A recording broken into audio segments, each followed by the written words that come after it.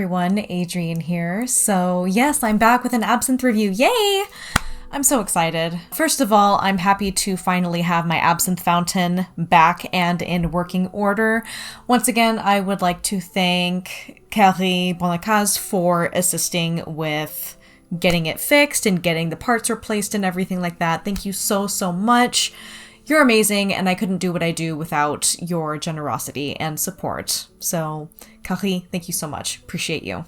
So, on the subject of appreciation and amazing support that I've gotten from people in the absinthe community and, you know, kind of a fan base and a following that I've gotten all around the world because of my absinthe content is incredible. So, one of my followers, who is a Clockwork Gnome on Instagram, you can go follow him if you are interested in more absinthe content.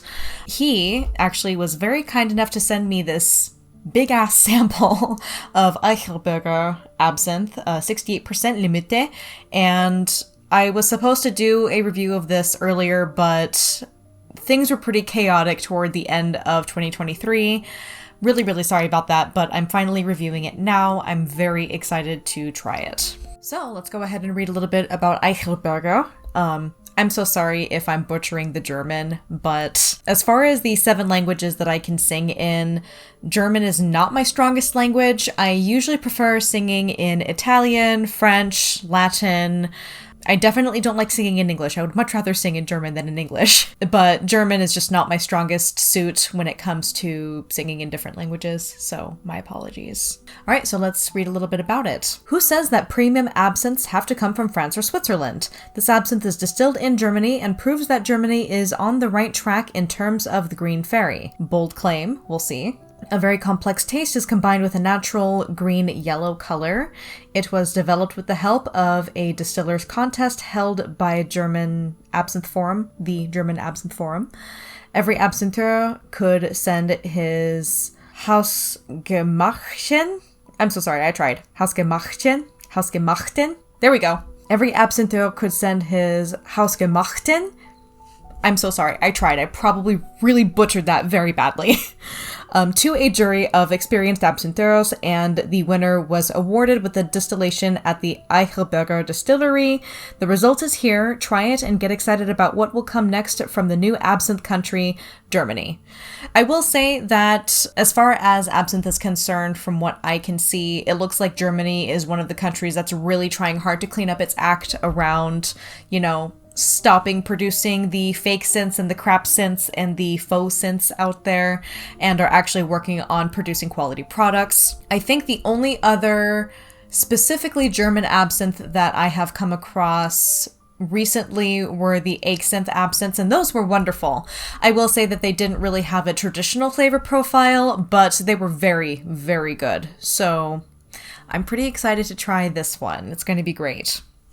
And then another thing that's really fun today is that I'm finally going to be debuting my new absinthe notebook full of absinthe review notes. I'm really excited about this. And my previous notebook that I was keeping that did have a lot of other random stuff in it, I am going to be transferring all of those notes from my previous absinthe reviews into this baby as well, so that if ever there is an absinthe that I reviewed in the past that I don't remember much about, I can be like, oh, let me consult my book. Yeah. And plus, look at this thing. It's olive green. It has a really nice texture to it. It has these beautiful little botanical illustrations on it. I got this from Target. It is adorable. I'm so glad I picked this up. It's so cute. And plus it has a little, you know, bookmark ribbon thing. I love those. But anyway, let's go ahead and reposition the camera and we can get started on the review. All right, we are ready to go ahead and pour ourselves a glass of the Eichelberger Absinthe 68 Limitée. I'm very excited about it. And the fact that a whole bunch of people submitted their own recipes and absintheurs, you know, like voted on it and everything, tells me that this has to be a good one. So it must be absintheur approved, right? Or in my case, absintheuse approved. Maybe, we'll see. I love that we are throwing around the word absintheuse, the feminine variation of absinthe, a little bit more now. It's pretty nice. You know, it's not just assumed that anyone who drinks absinthe is a man. It's pretty great. Ooh, okay. Wow, okay, there's a little bit of a bitter edge there, but I really like it. Okay, let's check this out. All right, so in looking at it, this is a really nice traditionally colored absinthe.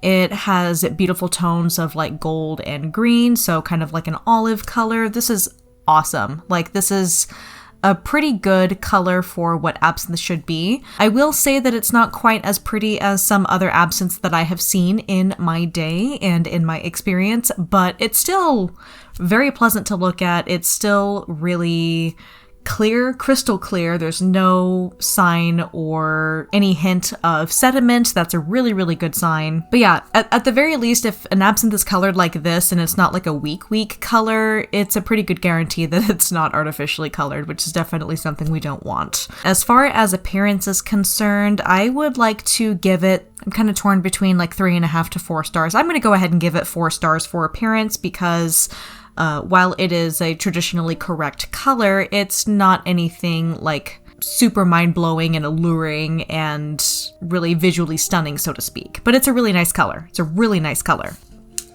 Okay, so now let's go ahead and start adding our ice cold water to it. I think I overfilled the ice on my fountain just a little bit, but that's okay.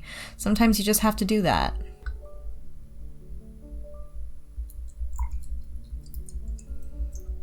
Slow her down just a little bit.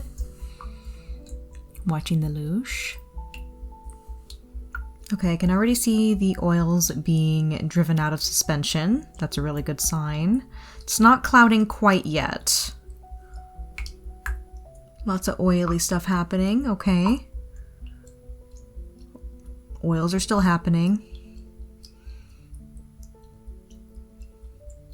And I just want it noted for the record that I did keep this in a cool, dark place. I did not put it out in the sun. Okay, now it's starting to cloud. There we go.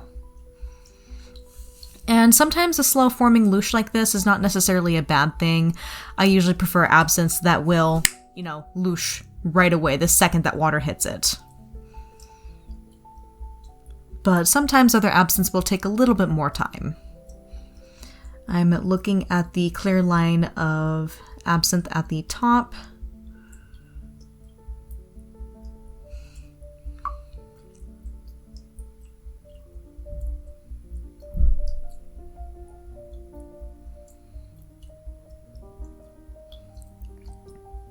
I'm so sorry if you can hear my neighbors, guys. It's been terribly loud all morning.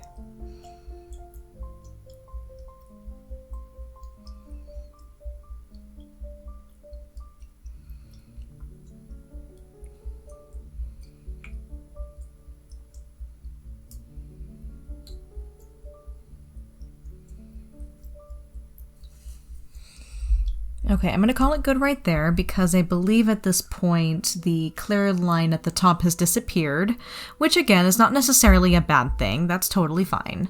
So, as far as the louche is concerned, it's turned almost completely white. It's not quite as green as it was to start with, but that's totally fine. We don't need to have a super green absinthe in order for it to be good. So it has a light green hint happening. There are little hints of gold in there.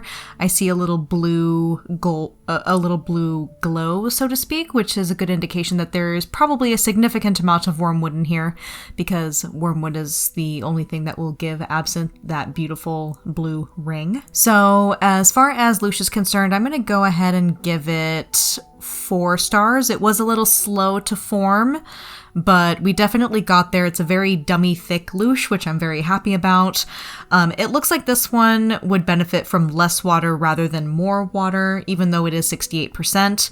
Every absinthe will be just a little bit different. I'm thinking the proportions I poured for this is probably like 1 part to 2 to 3 parts water. That would be my guess just by eyeballing it. So yes, I'm going to give that 4 stars for louche, and I will make note that it was a bit slow to form, but that's not necessarily a bad thing. All right, so let's reposition the camera. I need to change my camera battery because my camera is going to overheat pretty soon. So I will catch you guys in a little bit so that we can check out the aroma and the flavor and the mouthfeel and give our final thoughts. All right, now we're going to take note of the aroma for the Eichelberger Limitée absinthe at 68%. So I'm pretty excited to try this and see what it's like. So let's go in for a sniff here. To be honest, I'm really not getting much of the Holy Trinity in here other than wormwood. I feel like there's a lot of wormwood coming through and you get that kind of dry, minty aroma. So this may very well be kind of wormwood heavy, but that's not necessarily a bad thing. There are some like wormwood heavy absinthes that are really, really nice.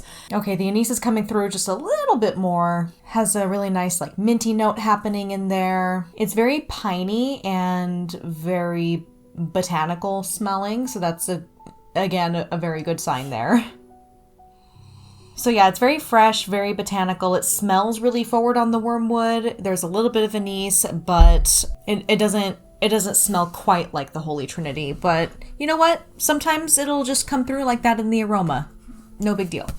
I'm going to say for aroma, I'm going to go ahead and give it maybe 3.5 stars. Okay, so now we are going to taste it. I'm pretty excited to finally taste it. Let's check it out. All right, guys, so santé, and please drink responsibly.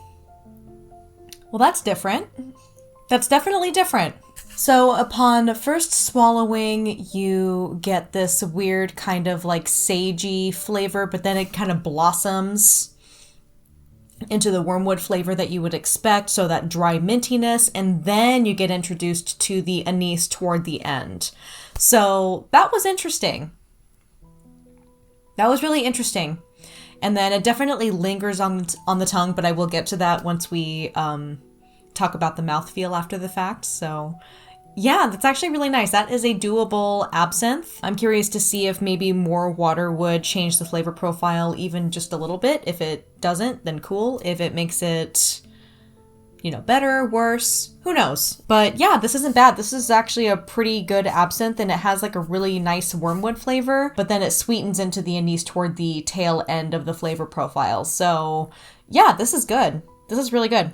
Yeah, it's a little earthier than some other traditional absinthes that I've had, but that's not necessarily a bad thing. Yeah, just a little earthier. It's not too bitter. It has like just enough bitterness to balance out the potential sweetness that you might get from the anise.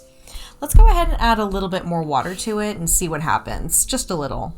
I'm definitely getting a lot of tingling on the tongue, and I know it's not from star anise, because if there were star anise in here, I would have tasted it. Trust me.